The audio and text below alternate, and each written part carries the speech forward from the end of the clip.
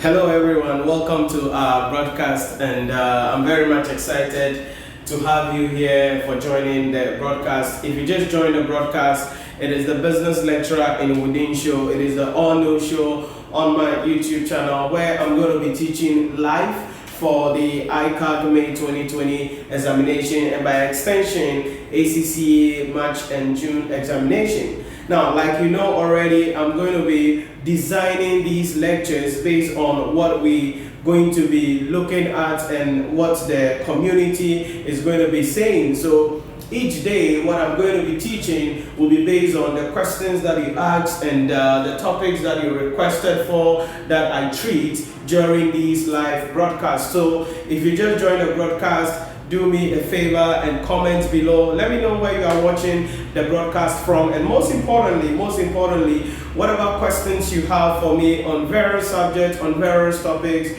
put it in the comment box. I'm going to be reading all the comments live, and we're going to be taking notes as well on all the questions that you'll be asking me, because every single day from Monday to Friday 4 p.m. I'll be coming your way live to share the period with you and teach you so that you can prepare well for the examination. Now remember, if you have not subscribed to the channel yet, subscribe to the channel. If you know a couple of your friends or colleagues that must also be here and watch the live broadcast together, inform them about it, share the video with them, share the link with them on Facebook, on WhatsApp, or on other platforms so that they can join the discussion. So together we can move as an army and help each other, because a question you will be asking will be a solution to someone's problem, and someone's question will also be the answer to something you may be finding difficulty in. So I want us to feel this environment, feel this classroom experience, and help each other to be able to pass the ICAG examination. Remember, the reason why I am running this show and I'll be going on every day, Monday to Friday, 4 p.m. is to be able to provide you with the content, provide you with the assistance, provide you with whatever it is that you need in order for you to be in a better position to pass your examination. So comment below with your questions, the topics, the subjects that you want me to cover, maybe tomorrow or in the course of our discussion. We'll be running this from now till you are ready to write your exams. And as I mentioned, we are designing these discussions based on your questions, based on your queries. So comment below with any questions that you are having, and then let's see how we can together help each other so we prepare well for the examination. Now, like you know, I'm going to be going through today, being the premiere of the show, I'm going to be going through the overview of the ICAG syllabus and also give you some guide, some techniques on how you can study various subjects, how you can, the various topics that you must focus on to be able to prepare well for the examination. And most importantly, I'm going to be highlighting on various things that you must be aware of for every subject in relation to that.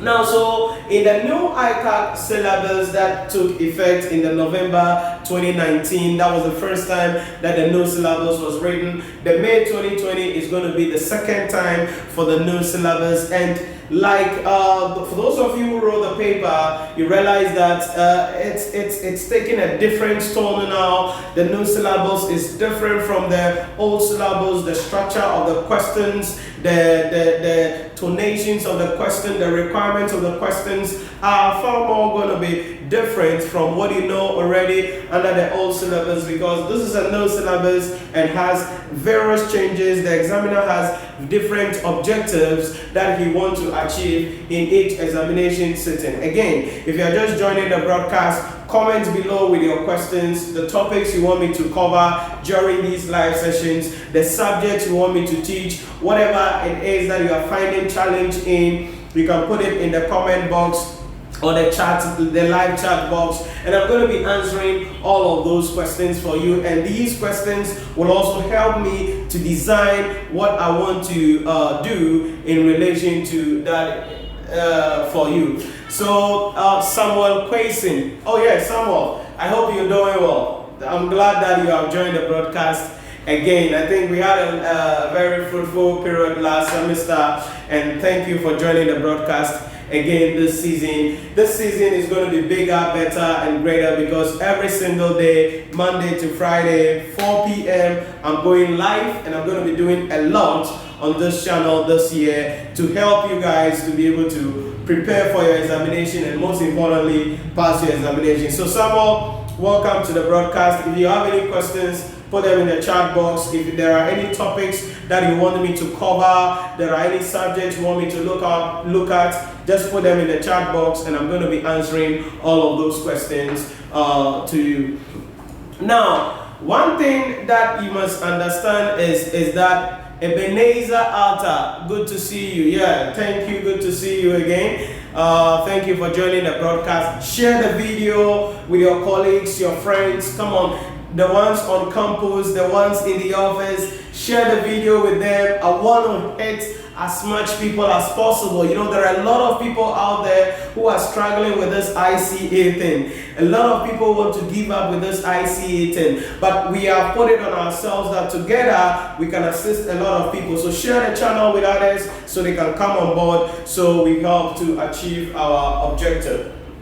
So today, like I mentioned, I'm going to be giving you the overview of the new ICAG syllabus and then take the subjects one after the other and kind of give you a glimpse of whatever it is that you must understand. But like I said, comments below with the topics that you want us to look at, comments below with the questions that you want me to solve, comments below with the subjects that you want me to focus more on, because I'm going to be designing these these live broadcasts on the business lecturer and within show based on the questions that you are going to be asking me during these shows so that I can assist you and help you better. It is not what I feel I need to teach you alone, but what you want me to teach is what I want to bring to you so that I can provide you with more value and help you to be able to achieve your objective. Now, when it comes to the new ICAG syllabus, one of the things that you must understand is that almost every topic or every subject now in the syllabus has something on professional ethics.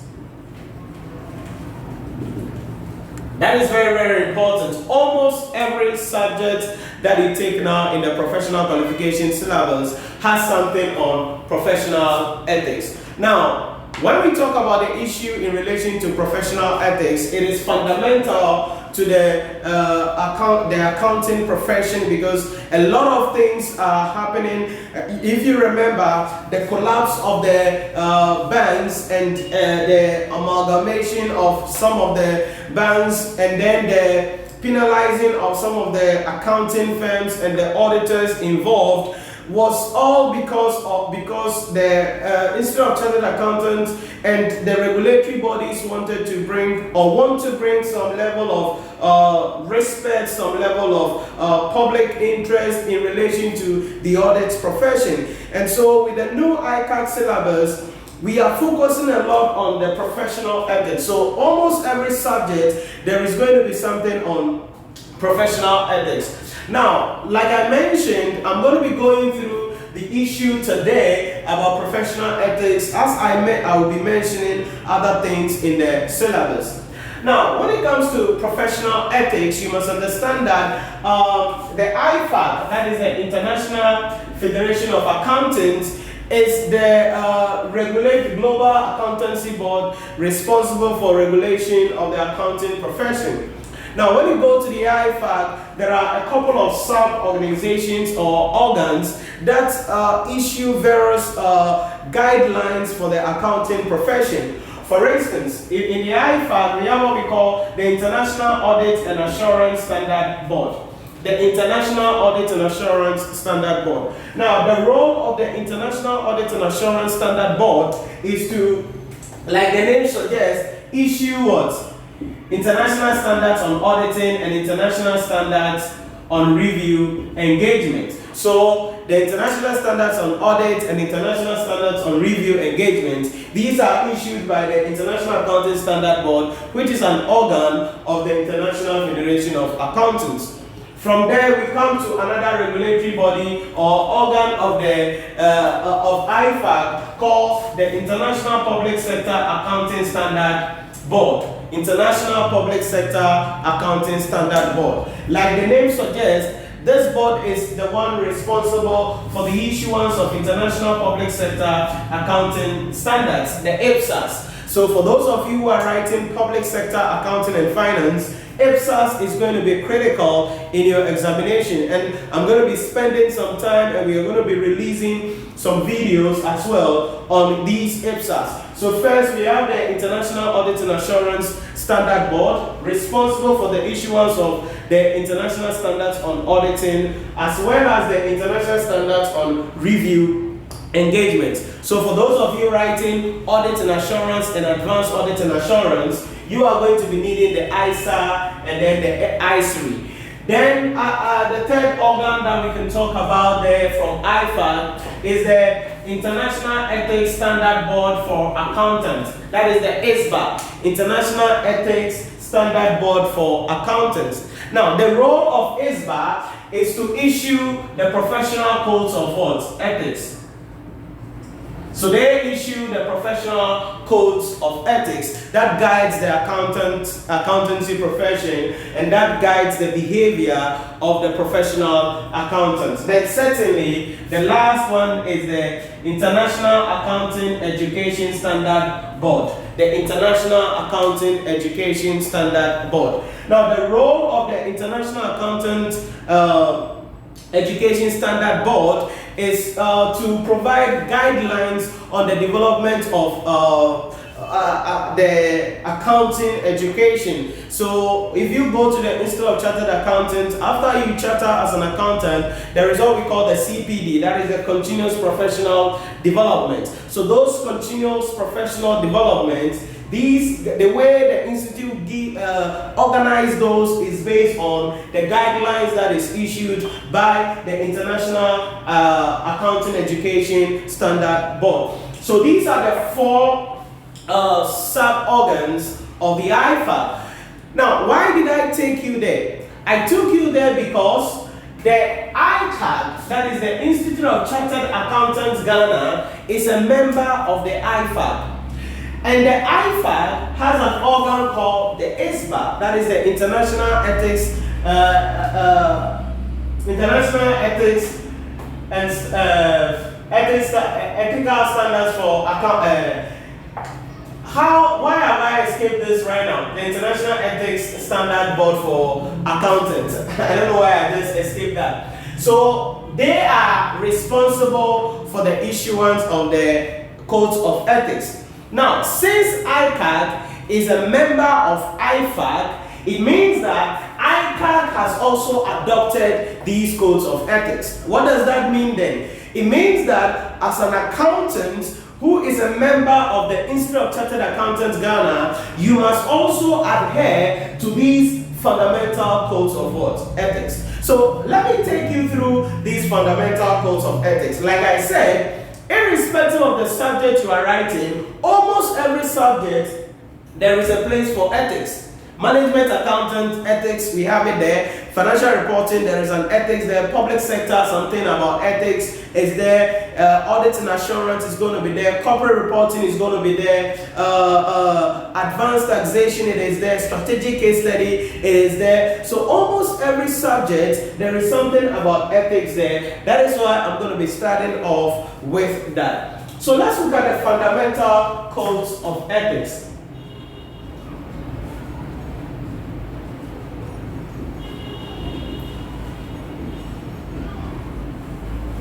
So the audit profession and the accountancy profession is guided by what we call the fundamental codes of ethics. So every accountant must be guided by these principles, this concept in the undertaking of your duties or your responsibility.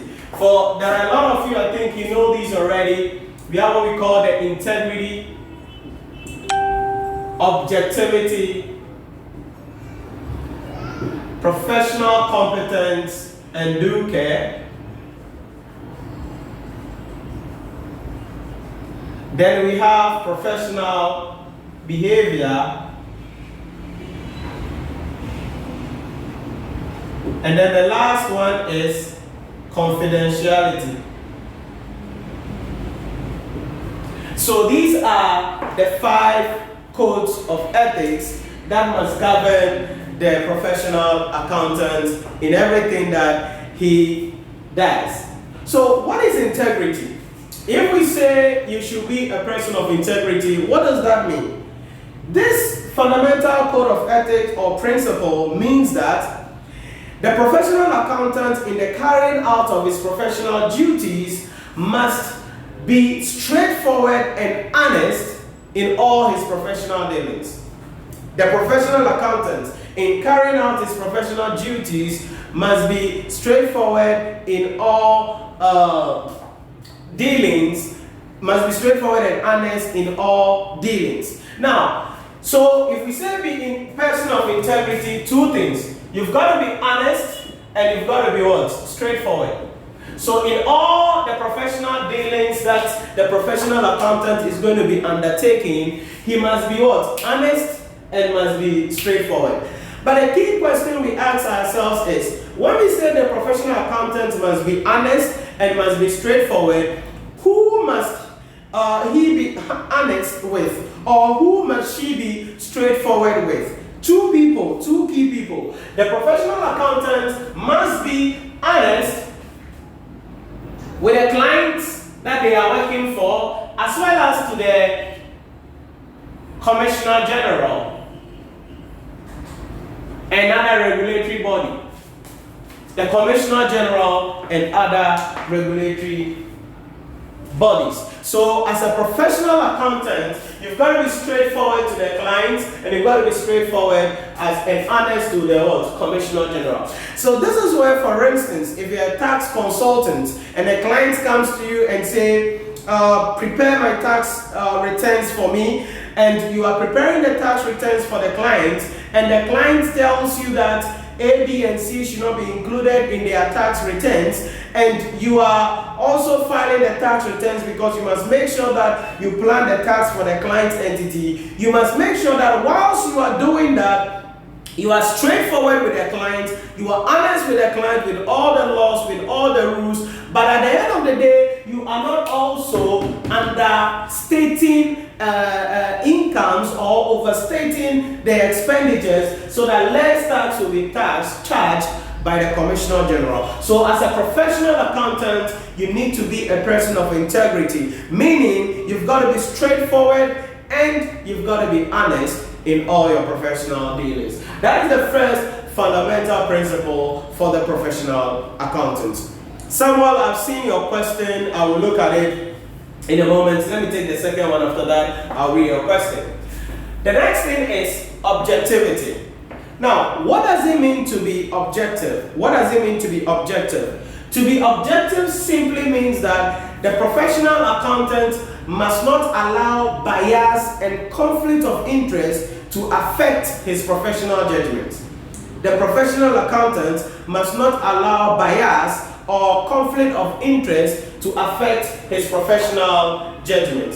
So you've got to understand that a lot of the things you are going to be doing as a professional accountant will be based on judgment. For instance, if you are valuing a building, you are going to be using judgment. Yes, there are preambles that will guide you. The location, the development, the prices of similar building. But you're going to be exercising a lot of judgment. If you are exercising that judgment, this code of ethics states that don't allow any conflict of interest or bias to affect that judgment. So that if you place a higher value on the building and the client entity will give you some bonus or will give you some benefits, then that means that you are making that judgment based on that interest that you have in the deal. This is also something that you must understand when we are dealing with the issue about the professional accountant. So as a professional accountant, number one, you must be honest and straightforward. That is being a person of integrity. But number two, you've got to be a person who is objective. That means that you must be straightforward and you must not allow bias and conflict of interest to affect what? Your judgment. That is what we mean by objectivity. This is very, very important as a fundamental code of ethics for the professional accountant. Then we come to the third thing, and that is called professional competence. Professional competence and due care. Professional competence and due care. Now, what is professional competence and due care? What is professional competence and due care? Professional competence and due care simply means that the professional accountant must possess the required skills and knowledge in order to undertake the work to the generally accepted standard. What does that mean? So as a professional accountant, you must possess what? The skills, you must possess the knowledge in the field of your operations in order to do the work to the highest standard that is regarded in the profession. So for instance, if you're an accountant, that means that professional competence means you must be a skilled accountant, you must be a knowledgeable accountant, you must be up to date with the various changes in the ICAG. You must be up to date with the various tax changes. You must be up to date with the various updates in the laws, in the rules, in regulations. That is what we mean by to be what? Competent. So when we say someone is competent, it means the person is capable. It means the person has the ability. It means that the person has the knowledge and the skill to be able to execute the job that is at hand to the highest quality possible. So the third fundamental code of ethics for the professional accountant is that the professional accountant must possess what? The skill and the knowledge required for the subject. Alright, Samuel, so let me look at your question. It says, please, could you provide us with the exam structure for corporate reporting? Yes, I will provide you with the exam structure for corporate reporting. Corporate reporting structure is very simple. We have application of accounting standards. So we're going to have questions on accounting standards, 25%. Then we come to consolidated financial statements. That is the second level. Now remember that at this level, with consolidated financial statements, we are dealing with issues such as the complex group. Alright, so the consolidated statement of financial performance, consolidated statement of financial position, then the consolidated cash flow statement. So any of these guys will be the second thing. Then we come to the third thing, and that is going to be the specialized transactions. At the specialized transactions, there are two main things there. We have what we call the corporate restructuring and corporate reorganization, as well as business valuation. The examiner usually alternates these because in every examination sitting, the two may not be there, but one of them will be there in each examination sitting. So that is the third slot for the corporate reporting. So application of standards, then consolidated financial statement, then special transactions. That is going to be corporate restructuring, corporate reorganization, financial reorganization, and then the issue about business valuation. From there, you come to evaluation of financial statements. That is ratio analysis, but you know that in level 3 corporate reporting and evaluation of financial statements, the examiner is going to take it a notch. So you're not just going to be doing the calculation, but you are going to be writing a report, and it could be a consolidated evaluation that you are making. So that is the fourth slot, and then the fifth slot is the question I call question 5. That is what I call the no man's land question. So this is where the examiner is going to be asking one key question in question 5 is a question on ethics. What I'm just discussing here, a question on ethics. A minimum of 10 marks question on ethics. So how that one, the examiner is going to give you a scenario, and based on the scenario the examiner gives you, he is going to ask you what is the appropriate action that you must take under that scenario. So that is the first aspect of the question 5. Then the second aspect of the question 5 is going to be some issues about conceptual framework and regulatory framework, as well as some current issues and developments in corporate reporting. So Samuel, when you ask about the corporate reporting, that is the exam structure. So the accounting standards, the Consolidated Financial Statement, Specialized Transaction, Corporate Restructuring, Financial Reorganization, and Business Valuation. One of them will be alternating. And then number 4, we come to the evaluation of financial statements. And number 5, purely theoretical, you're going to be dealing with the issue in relation to ethics, what I'm just going through with you, conceptual framework, and some current issues and developments. If you just joined the broadcast, comment below with your questions, comment below with the topics that you want to see on this channel every single day from Monday to Friday, 4 p.m. I'm going to go live, and I'm going to be teaching live like this. And so comment below with the topics that you want me to cover, and I will be glad to cover them during these sessions. If it is accounting standards, whatever topic it is in the professional qualification syllabus, just put it down. We're going to be finding it and be able to provide you with the education. So let me go back to the issue about fundamental codes of ethics. We've spoken about integrity, which means that the professional accountant must be honest and must be straightforward in all his professional dealings. Objectivity, the professional accountant should not allow bias and conflict of interest to affect his professional judgments. And then professional competence and due care, the professional accountant must possess the required skills and knowledge to be able to undertake quality service in order to satisfy the clients.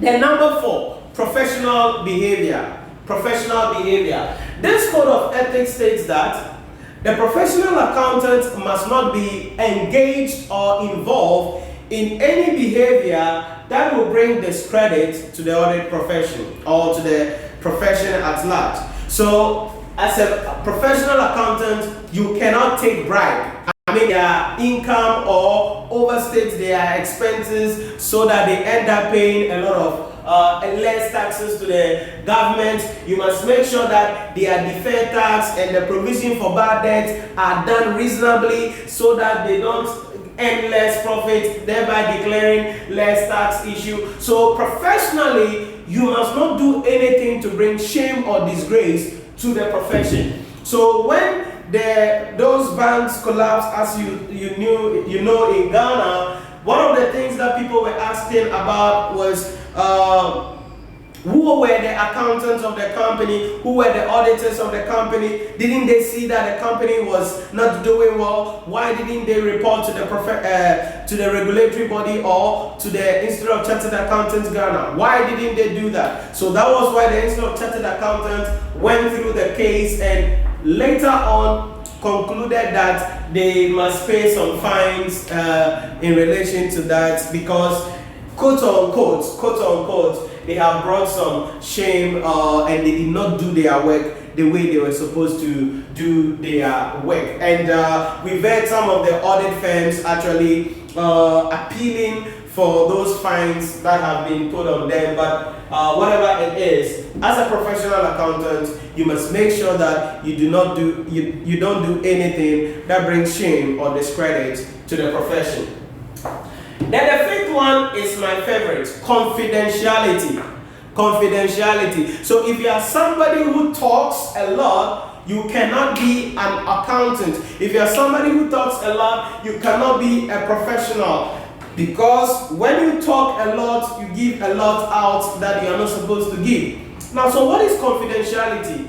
This code of ethics states that the professional accountant must conceal all information gathered during his work and must not disclose information to third parties without prior permission from the client. His professional work and must not disclose information to third parties without prior notice or prior permission from the client. This simply means that whatever you see whilst doing your audit you've got to keep quiet. You cannot talk about it. So for instance, boys, you are at the bar sipping things, then you start talking. Hey, my manager, the salary that he's taking. Hey, my boss, every week he travels to Dubai, that is his bonus. No wonder he has built this house. Or the girls in the salon doing your hair, the manicure, the pedicure, and the things. Then you start gossiping about your business, about the company. You are not supposed to do that. You are not supposed to do that. So as a professional accountant, you must make sure that you adhere towards this principle, and you to conceal the information, because when you speak, when you share what you are telling, what you gathered, you are actually putting yourself at a risk and putting your company at a risk as well. So as a professional accountant, these are the 5 codes of ethics. Now we call them the ICAG code of ethics. So comment below with any questions that you have, and the topics that you want us to cover more as well on the subject. So these are like the commandments for the profession. I call them the commandments for the profession. In other words, as a professional accountant, you've got to be a person of integrity, you've got to be objective, you need to be a person who is competent professionally, you've got to be somebody who is ready to behave well, acceptably, and you've got to be a person who is able to keep information and not to begin to talk anyhow. But there is an exception to this one, the confidentiality. The fact that you cannot talk does not mean you have to keep quiet all the time. So there are what we call exceptions to the confidentiality. One of the exceptions is that if you come across an information that is in the public interest going to be good, that will be saving a lot of people, then you must go out there and report the information to the required regulatory body. So for instance, you are the auditor or you are the accountant, and you realize that the company is involved in money laundering or some illegal activities. Now, the word public interest is not defined in any law book in the world. So it is required that you seek legal advice before making those decisions in relation to that. But if you find anything illegal, anything unusual, anything that may affect a lot of people's life, then you got to report it. So for instance, if you are the accountant of your company, or you are the auditor of a company, and you realize that this company could collapse in the next 6 months,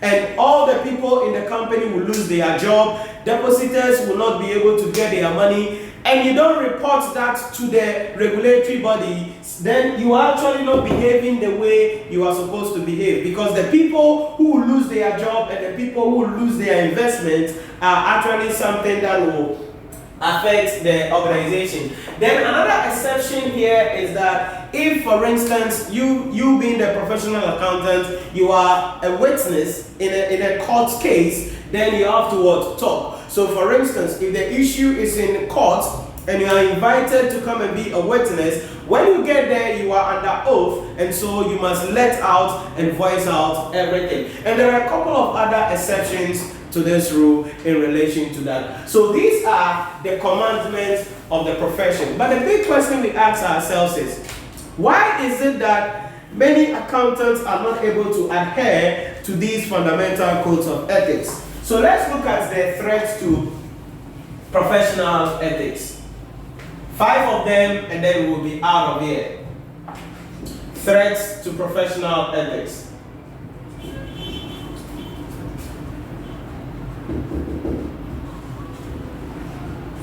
So threats to professional ethics. Now, these are the events, the circumstances, the conditions that prevent the professional accountant from adhering to the fundamental codes of ethics.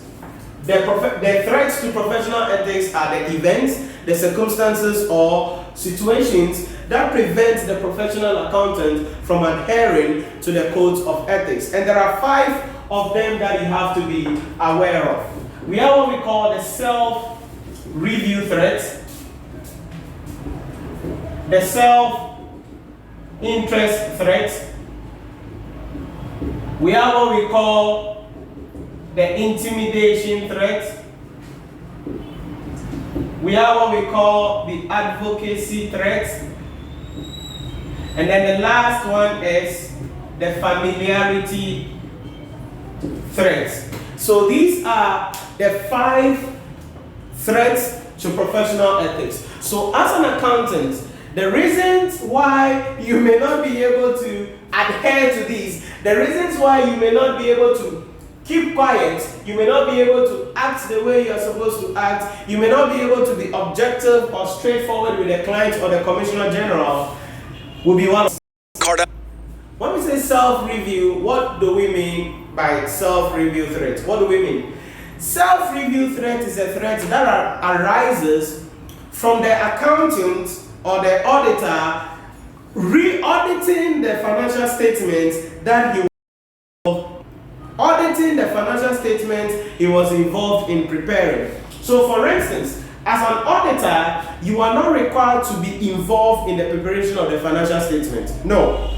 The preparation and presentation of financial statements is the core rule or role of the management. So if you are the auditor of a company and you go there and they ask you to take part in the preparation of the financial statements and you do it, and then you are the same person who is going to be auditing and examining the financial statements, then you are exposing yourself to what is called the self-review threat.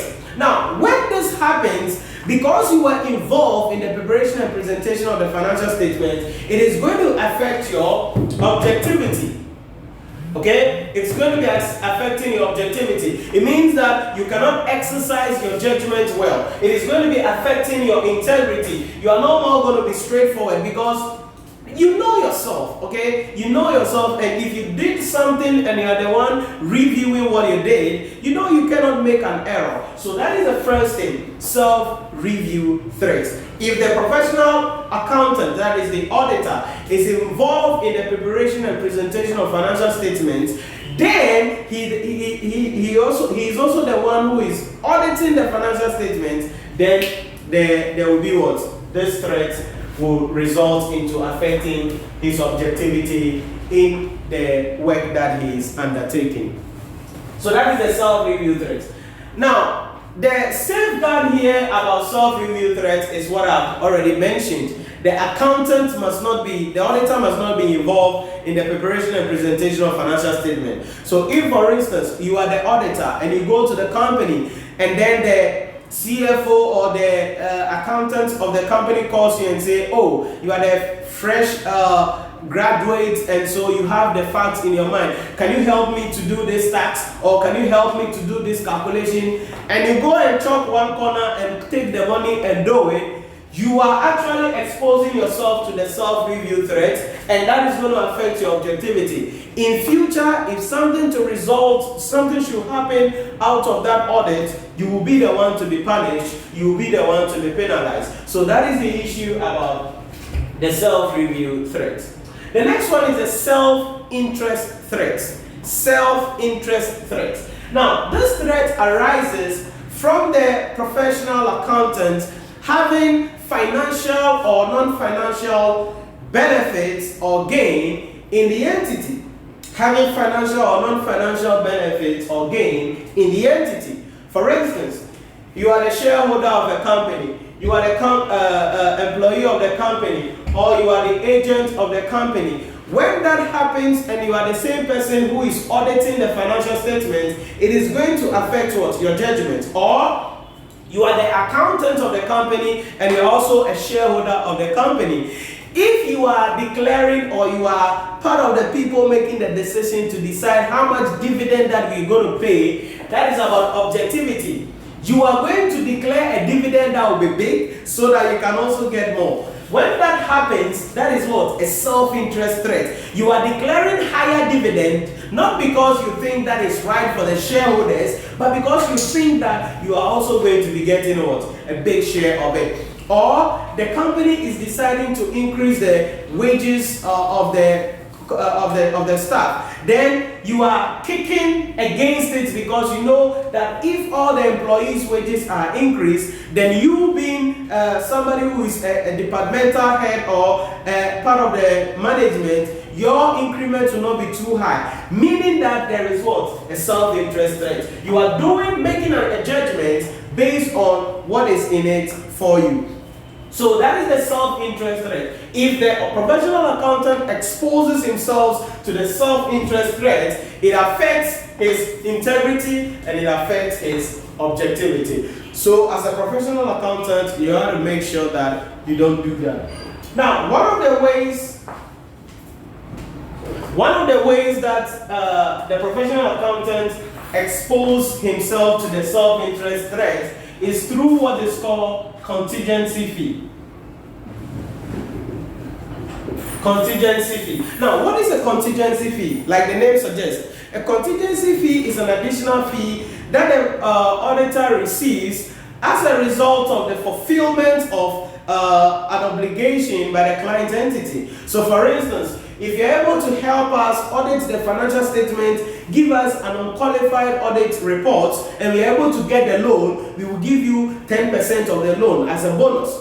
When that happens, that is what? A contingency fee. Or if you help us and you give us an unqualified audit opinion, next year your audit fee, we are going to increase it by 20%. That is a contingency fee. So the safeguard here is that the ISBA, that is the International Ethics Standard Board for Accountants, forbids audit firms from arranging any what? Contingency fees. Because contingency fees will make you not to be focusing on the work that you are supposed to do, but the benefits that you are supposed to what? Get. And that is going to affect your objectivity, that is going to affect your integrity. And when you do that, it means you are not going to be preparing the financial statement in line with how it's supposed to be prepared. So that is the second thing, self-interest threat. Now let me jump 3 and 4 and come to 5. I'll go back to them. The next one is familiarity threat. Familiarity threat. Now this threat arises from the professional accountant having close business or personal relationship with the client entity. Okay, having close business or personal relationship with a client entity. So if you have a close business or personal relationship with a client entity, then you are likely to be exposed. Your objectivity is going to be what? Affected. So the standard says that you must not have a close relationship. You must make sure you keep the relationship at par. So you cannot audit the firm of your husband. You cannot audit your best friend's company if he is the auditor of the company. So if the auditor is going to undertake an audit or he is part of the audit team and he realizes that, oh, this company we are going into, I know the people who are in power, the standard says that he must disclose this to the auditors, to the audit team, so that 2 things can happen. Either he will be taken off from that particular audit and assigned to another audit, or whatever work that he undertakes will be reviewed by what? Another person. So that is what you must understand about familiarity threat. Because if you are familiar with somebody, you are going to now have that close relationship, and even if you see something, you will not be able to say it. It is going to affect your what? Objectivity. One thing also about familiarity threat is due to some issues about gifts. So let's say, for instance, you go to a company, you are part of the audit team, you go to a company and they give you the CEO calls you and give you maybe a watch, all right? A Rolex watch worth $50,000. Do you take the watch, or you say, I will not take the watch? Remember, taking that watch means that you are exposing yourself to some issues about familiarity. You are exposing yourself to some issues about self-interest. And when these things happen, you are going to be exposing yourself to objectivity and then what? Integrity. Now, I know some of you will say, oh, Nhyira, I can't take the watch and no P, I'll do my work the way you are supposed to do it. You are a liar. The materiality of the gift will affect your objectivity and judgment. The reason is that that kind of gift is a trap. It's a trap. So when you finish taking the gift and you find out something and you come to him and you ask, he will just tell you, oh, let it slide, let it go. Now, if you try to kick against it, then something will be what? An action will be taken, and that could affect you in relation to that. So that is what we call the familiarity threat. When we have that close personal and business relationship, it is going to affect what? Your objectivity and your integrity, and by extension, your professional behavior as an accountant. Then we come to advocacy threats. Advocacy threats. Now, this threat arises from the professional accountant promoting a point of view of the client entity. So, who is an advocate? Someone who speaks on your behalf, someone who accompanies you to do something, someone who helps you to achieve an objective. So if, for instance, the company is bidding for a government contract and the company calls you as the auditor and says, be part of the negotiating team and help us to negotiate, or we are negotiating a loan facility, help us to facilitate the loan, or we want to be listed on the stock exchange, help us to facilitate the project, the process. What you are doing is advocacy. Now, once you are engaged in other non-audit services like that, yes, you are receiving some money in return, yes, you are receiving some benefit in return, but that is going to affect, that is going to bring some level of what? Familiarity. That is going to expose you to self-interest threats, because once they tell you to do something for them, there is a cut in it for you. There is a bite that you're going to be taking. There is a benefit that you're also going to be having. So that is going to result into what? Self-interest threat, and that is going to affect your objectivity and judgment when it comes to expression of your opinion on the financial statement. Because if they tell you to help us to do this, then they must make sure that you do things and present things the way they are supposed to be presented. So they said, oh, we want a loan for a new plant. Help us. If we get a loan, you are going to get 5% of the loan as a bonus. So sort of like a contingency fee, but you are advocating for them to be able to get that loan. When you do that, it means that even if you know that the organization is not financially sound, you are going to prepare financial statements and document things in such a way that you'll be able to get the loan so that you get your part of the money. When you do that, professional behavior, you are bringing discredit to the audit profession. When you do that, it is going to be affecting your objectivity as an auditor. So what we're saying here is that one threat that you'll be exposing yourself to if you undertake any other things is what it refers to as what? The advocacy threat. Then the last threat that may result or affect the professional accountant not to be able to adhere to this fundamental codes of ethics is intimidation threat. Intimidation threat. Now, this threat arises when there are conditions or circumstances which forces the professional accountant to act in a way that he wouldn't have acted. Okay? The professional accountant acts in a way that he wouldn't have acted. That is the intimidation threat. So for instance, they tell you that you've seen something and you want to report what you've seen, and they said, if you don't know and you report it, you will be in trouble. It is an intimidation threat. It could be because of personality. Maybe someone you reverend so much, and you go to the meeting, the first time you are meeting the board of directors of the company, and here he is. That is the person sitting down there. He is part of the board. And you know this person so well. You know this person is highly respected in the environment. Now, your mind somewhere, somehow is going to tell you that, oh, this person is here. There is no way there will be errors. There is no way there will be mistakes. And that will affect your objectivity as an auditor. So if you are going to stand out, if you are going to become the best version of yourself, if you are going to really be able to undertake your audit, you must make sure that you safeguard yourself in relation to the intimidation threat. Or sometimes it could be in a form of blackmail. Blackmail. So for instance, they tell you that, all right, you've seen something. You want to report it? Okay, we also have something about you that you did 5 years ago. If you don't know and you report this, you too, what you did 5 years ago will be reported. It's blackmail, and it's a form of what? Intimidation, threat. So even though you know the right thing to do, even though you know what you're doing is wrong, you still have to do it because you are being blackmailed, and that's what you do. So what are we saying here? These are the threats to the professional ethics. These are the things that prevents the professional accountant from adhering to the codes of ethics. Now, the big question we ask ourselves is, how will the question be set? That's it.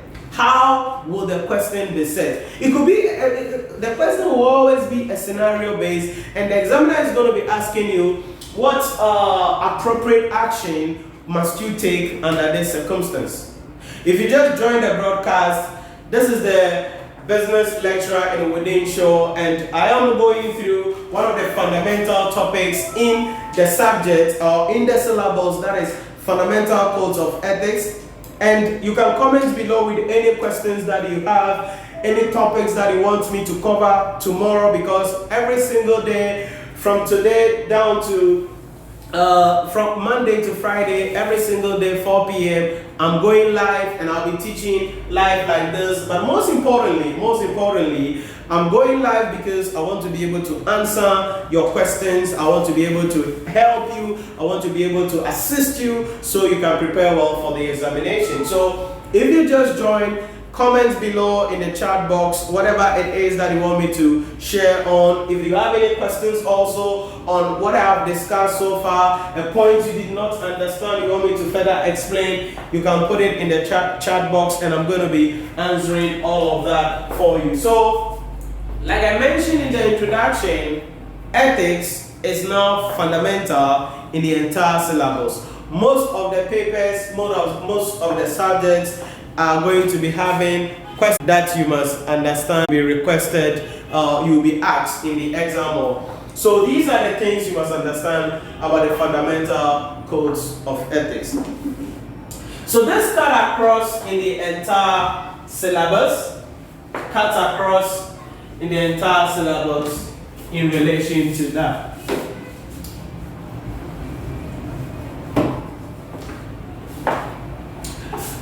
So let me spend the rest of the few minutes I have left to give you an overview of some of the subjects and how you must go about it.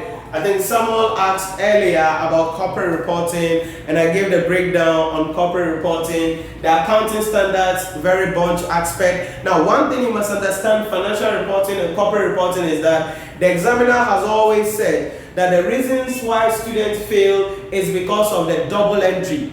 Double entry. Students don't know where to debit, where to credit. Students don't know what to subtract, what to add. That is the problem. So as you are going into the exam hall, as you are preparing, as you are doing the accounting standards, make sure that you understand the double entry in relation to all the standards, because that is very, very critical.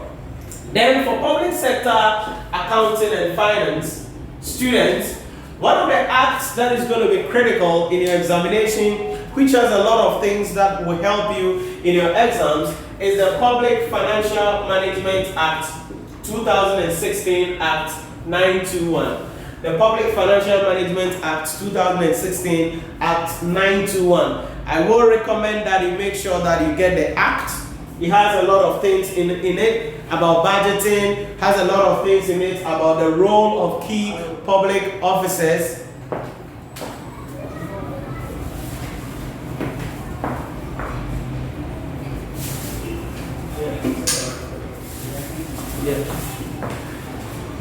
The role of key public officers and other things in relation to that. So you must make sure that you go through that. The acts is something that will be important for you.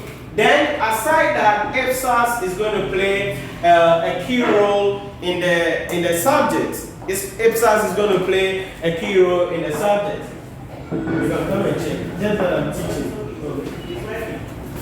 So ICAG is going to play a key role, and like I said, I'm going to be making a lot of content about the ICAG, that is the International Public Sector accounting standards, and I'm going to be discussing a lot of things there. Now, the IFSAs are just like the IASs and IFRSs, and I have them here, and I'll be going through them with you or discussing them with you. Ebenezer, you're asking a question. Is it possible to solve ICA past questions from May 2010?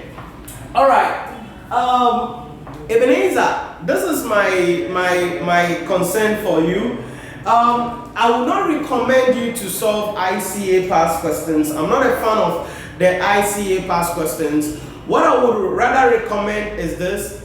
Get the ICA question kit. That is the question bank. Get that book. Get the question bank from the ICA and solve the questions in there. That is better. That is much better. And then get some questions also from ACCA and solve those questions. That is also going to be a good source.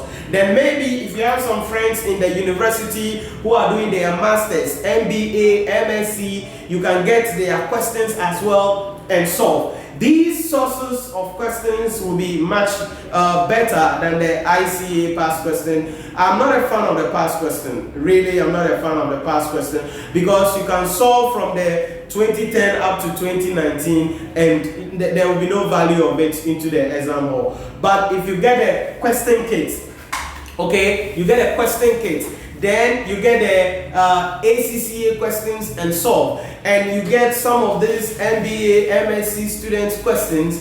These are what will expose you, these are what will enable you, and you will see possible things in the exam hall that way. So that is my personal recommendation.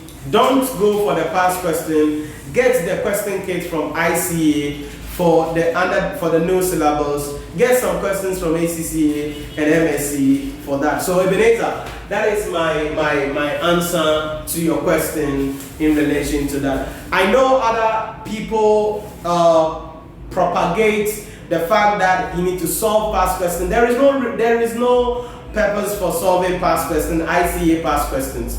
Go to the revision kit or question kit, get ACCA questions and solve. These are what will help you to be in a better position for the examination. So that is my answer to your question, Ebenezer. If you just joined the broadcast, you can comment below with any questions that you have and I'll answer them for you. Now, so when it comes to public sector, like I mentioned, the Public Financial Management Act 2016, Act 921, very important. IFSAs is going to play a key role in your syllabus. Like I was saying, the IFSAs are just like the IASs. Let me just go through them for you to see what I mean. IFSAs 1 is about presentation of financial statements. This is similar to IAS 1, presentation of financial statements. IFSAs 2 is like the cash flow statement. This is similar to IAS 7, cash flow statement. IFSAs 3, accounting policies, change in accounting estimate and error. This is similar to IAS 8, accounting policies, change in accounting estimate and error.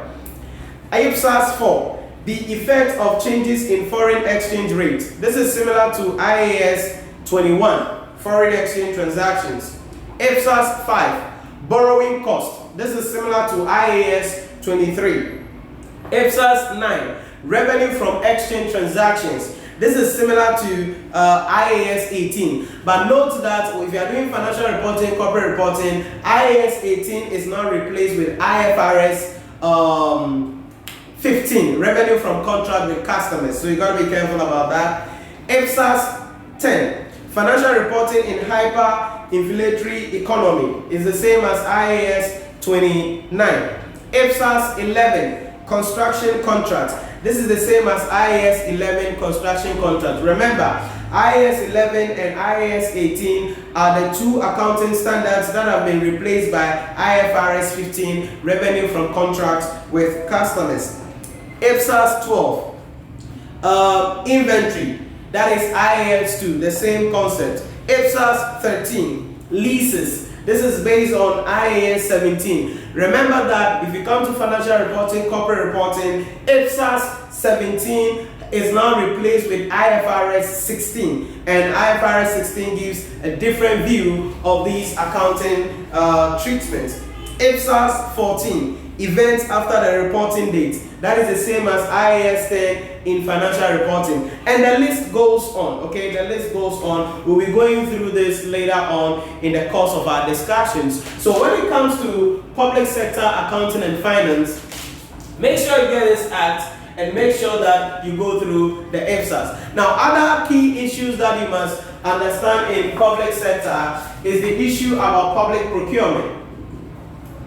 This is going to be fundamental because procurement is the fundamental role of government, because anything government buys, anything government pays for, apart from wages and salary, goods and services, public debt, interest, has to do with what? Procurement. If the government is constructing roads, it's procurement. The contract must be awarded through the procurement process. If the government is procuring some dexes for students, it has to go through what? The procurement. Then, public-private partnership arrangement, PPP.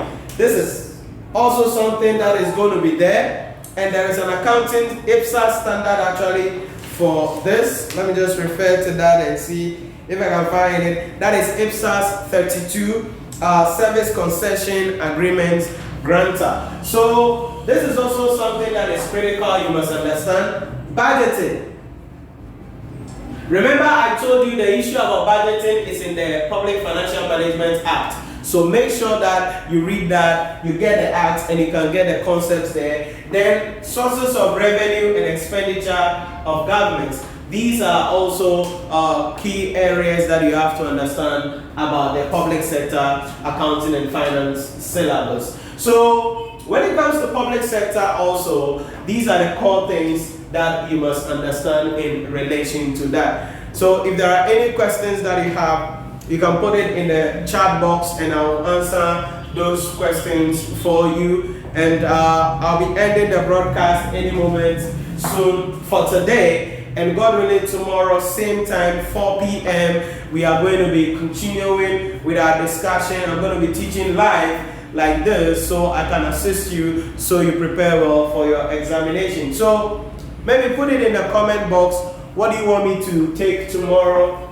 What subject do you want me to teach? What topic do you want me to look at? You can put it in the chat box and I'm going to be reading them, whether you are watching this live or you are watching the playback. I read all your comments and I reply to all your comments personally. So make sure that you put them down and I'll be answering all of that for you. Now, the last thing I want to share with you today is about your learning strategy. Listen to me carefully. Passing the ICAG examination is not just about attending lectures. It is not just about watching my lecture videos. It is not just about picking up books and doing or reading, but it has to do with a conscious effort that you're going to be putting in. Okay, if you pass the exams, you are the person responsible. If you fail the exams, you are the person responsible. So you have to take the decision, put it in your hands that I want to pass these exams and put in the effort. It's tough. Yes, I know you are working. Some of you are married with children. Some of you have to travel long distance to attend lectures. Some of you have to buy a data bundle and watch the lectures online. And there are a lot of things that you go through, but you have to understand that there is a purpose for which you began this course. And since there is a purpose for which you began this course, there is a price you got to pay. So you've got to sacrifice. Make sure you have a personal timetable so that at least 2 times every week, block some time out alone. Your data is off, your TV is off, your phone is not with you, silent somewhere, and be conscious in a better environment and study. Practice a lot of questions. Get the question kit from the ICAG, get some ACCA questions, and get some questions from other sources and build your understanding of the subject so that when you get to the exam hall, you will not be freaked out. There are many of you, when you get to the exam hall, every question you have an idea, but the examiner is not going to be marking ideas. The examiner will mark solid answers. So they have asked you the question, you can read the question, you can understand the question, but how to answer the question is problematic because you don't really have solid understanding of the topic or solid understanding of the requirements in the question. So make sure you build that solid understanding. It is what you do by yourself, with yourself, every single day that will position you to pass the examination. And for those of you who are delaying learning and saying that, oh, 2 weeks to the exams, you will start to be serious, please, you are just buying yourself unnecessary pressure. That can kill you and give you heart attack. So don't pile yourself and say that, oh, 1 month to the exam, I'll do serious studies or I'll attend intervention class. Please, intervention classes will not help you. It is what you do every single day, every single week for the 17 weeks. Now we have 15 weeks to go. That will help you to pass the examination. So have a personal timetable, be committed, block at least 2 days a week that you are going to sit down on your own, solve some questions, sit down on your own, do something by yourself. Never go a week without reading something, without solving something, without practicing something. If you do this, I know that you can be in a better position to pass the ICA May 2020 examination. Remember, that is why we are here. That is why we want to help you. So thank you for joining the broadcast today. Very much excited for your questions today. Ebenezer, Samuel, very much excited, and all of you guys who joined the broadcast. So comment below with anything that you want us to share, you want us to look out for more in the discussions as we proceed. And join me again tomorrow. Remember, if you have not subscribed to the channel, hit the subscription button and hit the notification bell as well, so that if I go live, you'll be the first person to be notified. So you join me during this journey, ask me questions for me to answer, and also teach you on various things that you must understand so that you can pass the examination. Again, thank you for joining the broadcast today. Share the video with your friends so that they also can benefit. And I'll see you same time tomorrow, 4 p.m. as we continue with our journey towards the ICA May 2020 examination.